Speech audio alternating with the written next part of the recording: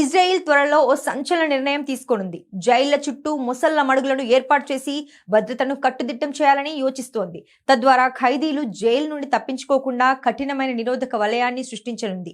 Israel ప్రభుత్వం ఇప్పటికే ఈ వివాదాస్పద నిర్ణయానికి చట్టపరమైన మార్గాన్ని సుగమం చేసింది. ఇజ్రాయెల్ నేషనల్ సెక్యూరిటీ మినిస్టర్ ఇటామార్ బెన్గ్వీర్ ఈ వినూత్న ప్రణాళికను ప్రతిపాదించారు. అమెరికాలోని ఫ్లోరిడాలో వలసదారుల నిర్బంధం కోసం గతంలో ఏర్పాటు చేసిన ముసళ్లతో కూడిన అలిగేటర్ ఆల్కాట్రాజ్ డిటెన్షన్ సెంటర్ నమూనా ఆధారంగా దీనిని రూపొందిస్తున్నారు.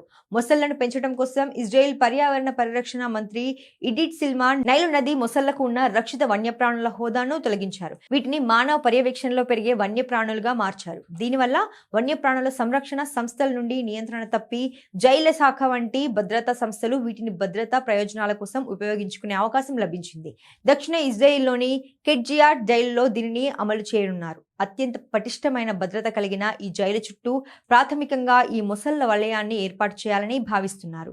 ఈ జైలులో ప్రధానంగా హమాజ్ ఉగ్రవాదులు, పాలస్తీనా ఖైదీలు బందీలుగా ఉన్నారు. ఇజ్రాయెల్ జైళ్ల శాఖ అధికారులు ఇప్పటికే దేశంలోని ముసళ్ల ఫారంలను సందర్శించి వాటి సంరక్షణ, నిర్వహణపై అవగాహన పెంచుకుంటున్నారు.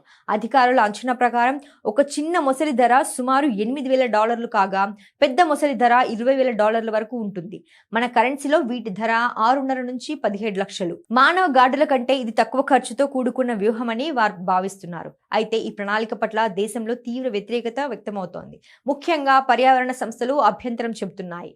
ఇజ్రాయెల్ ప్రకృతి మరియు పార్కుల అథారిటీ ఈ నిర్ణయాన్ని తీవ్రంగా వ్యతిరేకించింది.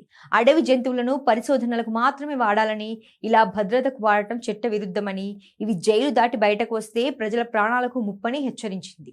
అంతర్జాతీయ మానవ హక్కుల సంఘాలు దీనిని ఖైదీలను హింసించే క్రూరమైన చర్యగా అభివర్ణించాయి. ప్రస్తుతం ఇజ్రాయెల్ జైల్లో మహిళలు, పిల్లలతో సహా సుమారు 9,500 మందికి పైగా పాలస్తీనియన్లు బందీలుగా ఉన్నారు. ముసళ్లను భద్రతగా వాడటం వల్ల ఖైదీల భద్రతకు తీవ్ర ముప్పు వాటిల్లుతుందని, జైలు లోపల భయానక వాతావరణం సృష్టించడానికి ఇజ్రాయెల్ ప్రయత్నిస్తోందని పాలస్తీనా తీవ్ర ఆందోళన వ్యక్తం చేసింది. మొత్తంగా పాలస్తీనా, దాని మద్దతు దేశాలు ఈ చర్యను ఇజ్రాయెల్ యొక్క మానవత్వ రహిత విధానాలకు ప్రతీకగా పేర్కొంటూ అంతర్జాతీయ సమాజం దీనిపై జోక్యం చేసుకోవాలని కోరుతున్నాయి.